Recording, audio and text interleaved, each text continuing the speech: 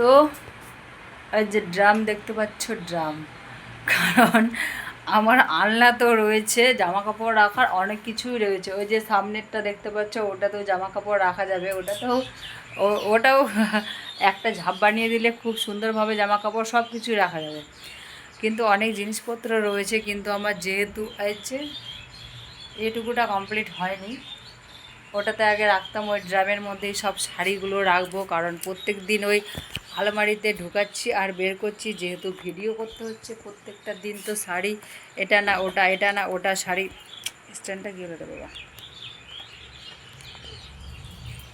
এটা না ওটা, এটা না ওটা। তো শাড়ি যেহেতু পরতে হচ্ছে, একই রকম শাড়ি পরতে একদম ভালো লাগছে না। আর সুতির শাড়ি পরে বেশ ভালো লাগে ভিডিও করতে।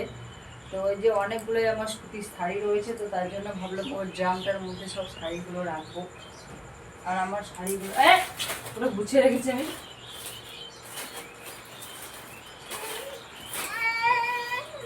আর যে ভিডিও করি এরকমভাবে রেখে দিই, দেখতে পাও শাড়িগুলো কত সুন্দর সুন্দর শাড়ি।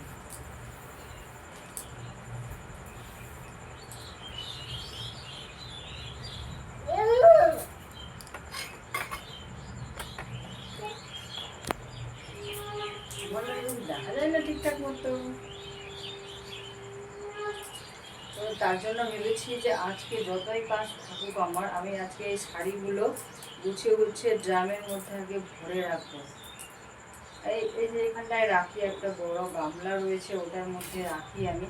কিন্তু অনেকগুলো শাড়ি তো ওটার মধ্যে মানে হয় না, আরও আরও বড় জিনিস লাগবে। আর এগুলো শাড়ি আলমারির মধ্যে আবার রাখো, আবার বের করো, আবার পরো। আর যেহেতু ওই ঘরের মধ্যে থাকছে আলমারিটা, আর ওই ঘরের মধ্যে অনেক জিনিসপত্র রয়েছে, তো প্রত্যেকটা সময় বের করাও সম্ভব না। দেখো কত সুন্দর সুন্দর শাড়িগুলো আমি এরকমভাবেই রেখেছি। এখন শাড়িগুলো হয়ে যাবে, গুছায় রাখছি না।